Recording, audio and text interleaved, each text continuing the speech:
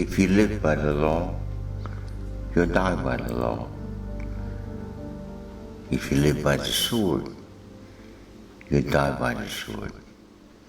Let's find out what these verses mean. Moses is said to have lived by the law. That's the religious world. Now for the secular world, they said that they live by the sword. If they live by the sword, they'll die by that sword. You read, put the text on the screen.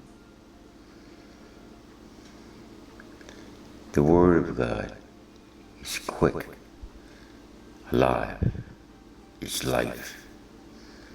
The sword is sharper than the sword. So the Word of God is quick, alive, sharper than a two-edged sword. Why is it two-edged? It cuts both ways. He that swings the sword to cut someone else to judge them condemns himself, because they do the same thing. And you think to live by the sword, you will die by that sword.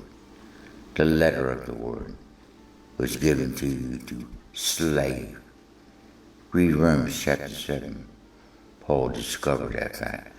What he thought was to his life under Moses, the law, was to his death and slaying. It's slow. When the true intent purpose of the law revives, it's slow. When sin revives, it's slow. He saw sin for what it was, and the purpose of the law was to expose and reveal the sin nature in every one of us. It was that sin that so easily beset us all, the sin nature of Adam, pronounced upon all humanity through the fall of Adam and Eve. One man made you unrighteous. It would take another man, spotless, virgin born, unborn, not coming through the loins of Adam, but that sin nature, and remain sinless throughout his life, never going away that Adam went toward that way of Cain,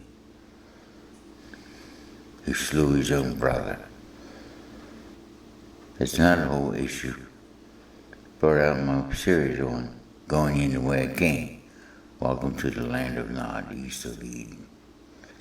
If you think you understand what this mark of Cain was, you have to get in that series. It's deeper than most want to think. A warning was given by the book of Jude.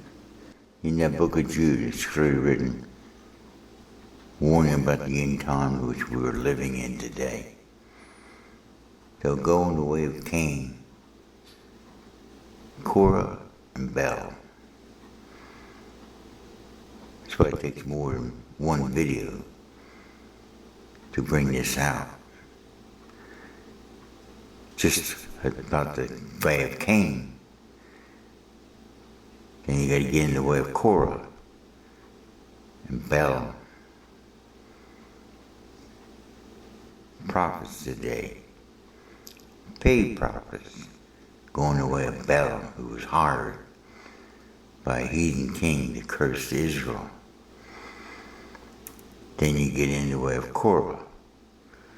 Thinking today, 250 of the people back in Korah knew the word of God, heard from God as much as Moses and his brother Aaron. God proved him wrong. He and these 250 other individuals, not only them but their wives and kids and all their possessions, the ground opened up and swallowed them all. They didn't stand the test. Moses' words stood true. He was hearing from God. Thank God that it doesn't occur today. There'd be a lot of cracks in this earth and people being swallowed up by that crack, with each judging the other playing prophet, each claiming to hear from God and being paid by their particular denomination to say this. Now looking at this from the violations of boundaries by the law, by the sword. The violations of boundaries. Who set the boundaries? The book of Acts, chapter 17. It's written. He set the boundaries. He established it. Going all the way back to the Tower of Babel, which they're trying to recreate again today on this global reset, this new world order. They're violating boundaries. This present administration, bringing down the wall, saying that it's secure, but it's not secure. That's another whole issue. Violating the boundaries set by God Himself. Yet the world is throwing out God. They wouldn't want to hear the book of Acts. They want to hear law that they have established. And they swing that sword in it. And it cuts both ways. Not only are they violating the purpose and intent of the law and the boundaries, according to religion, but according to the secular world, they're violating their very own laws. In the past, if you crossed that border, you were prosecuted and deported, sent back to your country of origin. Today, they don't prosecute them.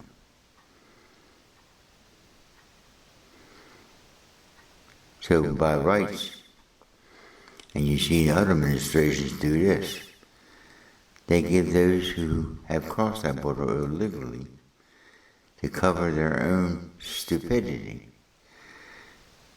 give them amnesty. Whereas those who have entered this country without violating the law are unjustly treated because they paid the price. They waited and came into this country legally. Yet today there are those who illegally come into this nation and are being prosecuted, and all those who are illegally in this nation before all this mess, they want to give them amnesty, make them citizens, and violate all law and rule to do that. Because they're breaking the law and rule as it is. So if they do that to them, let them come in here freely. All those who have violated the law in the past, they have to extend that same amnesty to them. So you have no borders. And it violates the law of God. The book of Acts, what happened at Tower of Babel. He separated the land, the people, and the language. It says in the book of Acts, to what end and purpose did God do that? In hope that they would grow back to what He had to offer, beyond law and rule, sword, a whole new creation, beyond all the laws and rules that they don't understand. They're violating the law and rule, its intent and purpose. Intent and purpose of the law was to get us all, Jew and Gentile, to turn around. So this confusion, you probably wonder, How do we see all this? The only answer I can give you, how much time have you got? You think it's simple? It's not simple. It's gotten rather complex. And apart from the living word, beyond the letter of the word, it's quick. It'll be sharper. The any two-edged sword would be the Gentile law or the letter of the world, the law. It's not simple. It's complex. Because the sin nature of Adam is in every one of us, Jew and Gentile. And neither side wants to see it. One swings the sword, the other swings the Bible as a sword. And everyone they judge out of that book, they're judging themselves. You live by it, you're going to die by it. Sword and letter. The law. There's never a law given to make you righteous. If we swing it thinking we're the righteous, because I can judge another individual not realizing, well, man, they judge another, you condemn yourself, you do the same thing. An example Jesus gave to the Pharisees, what did he say to them? He judged a man for being divorced, committed adultery, if you remarried. But you, who judge him for adultery, have you looked upon a woman with lusting heart, you have already committed adultery. Then he goes as far as to say, as far as murder. You think, I never murdered anybody. And murderers should die by a sword. Be executed. Think about it. Jesus said if you hate your neighbor, you murdered him. Is there one lawgiver, one law, who are you to judge your fellow man? In my series on the mark of Cain, we discover why Cain, who slew his brother, wasn't put to death. Instead was marked by God and warning anyone that so much as tried to kill Cain, 7 times worse would occur upon them. But he just killed his brother. Now under the law of Moses, if a man kills another man and sheds his blood, he would be slew, put to death. Strength of sin, strength of the law to expose us. Now that gets into another whole subject matter, and again I have to say how much time you got to explain that. Because people will say that, what are you saying? That those that commit murder should not be executed? Then you have debates about that. Someone would do with capital punishment.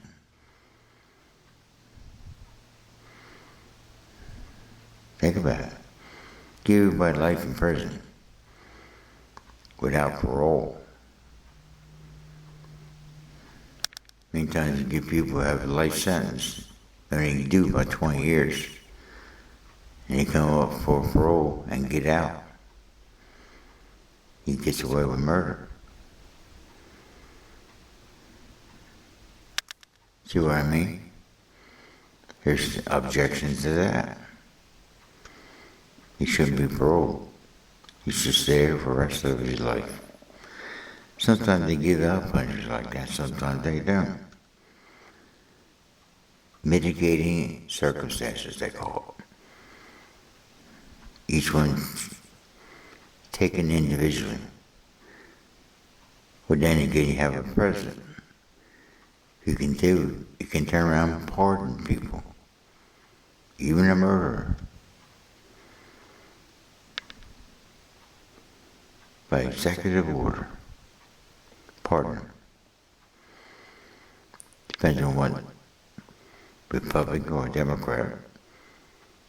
If the murderer was a Democrat, they pardon him. And when the Republican gets in there, if you're a Republican, they pardon you.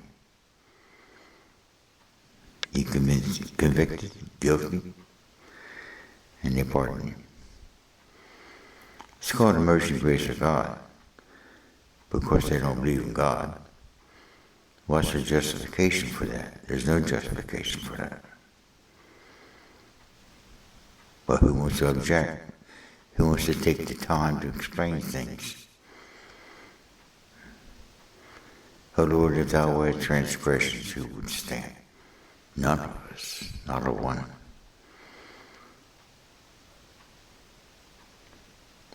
We would be put to death, or we would be incarcerated for the rest of our lives. Our life would be done.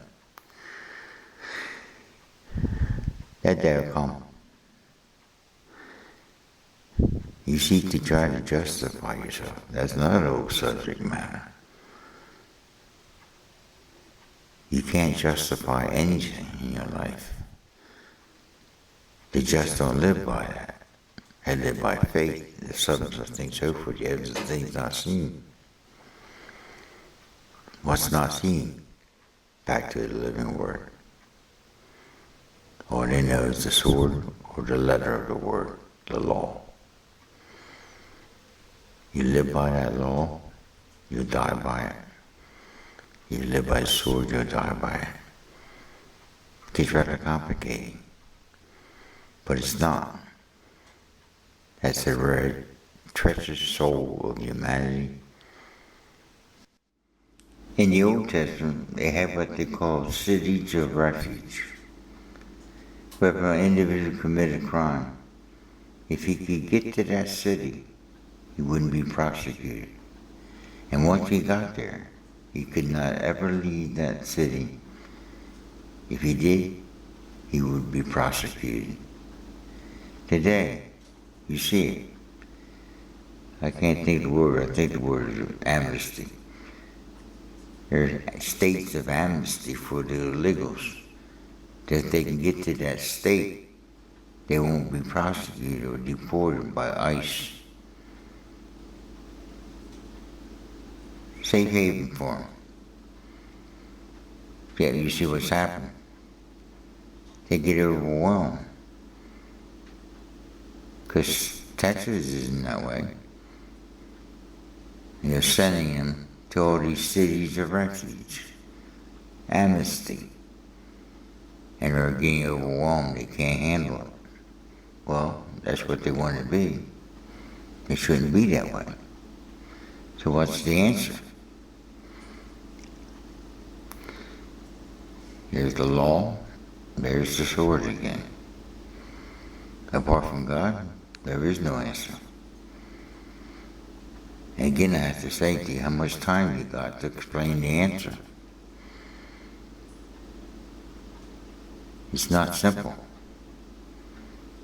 It's complex. We have made it complex. It is very simple. It's called justification, sanctification. Of God correctly greatest injustice ever to be served upon all of humanity. Being born to the loins of Adam, all were under the wrath of God. Only God could solve that problem. No man. And with human efforts to solve that problem, you get the confusing mess that we got today, apart from God. The secular world and the religious world can't solve this. Has to get beyond the secular and religious world. Has to get into the Word of God that's quick, alive, living. And it's sharper than a two-edged sword. One side would condone, the other side would judge. Judge and condemn.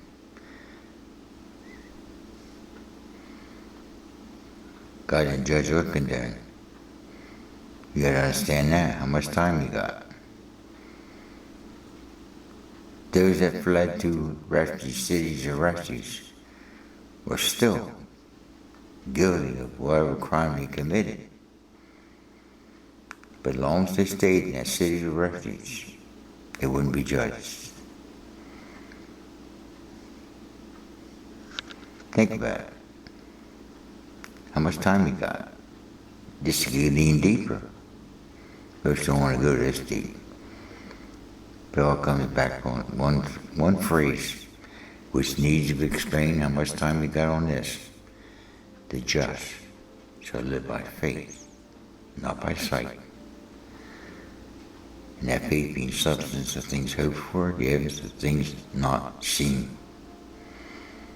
They'll never see the problem, nor the solution, as long as the flesh is involved.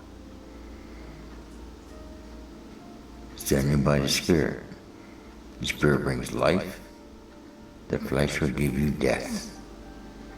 Always.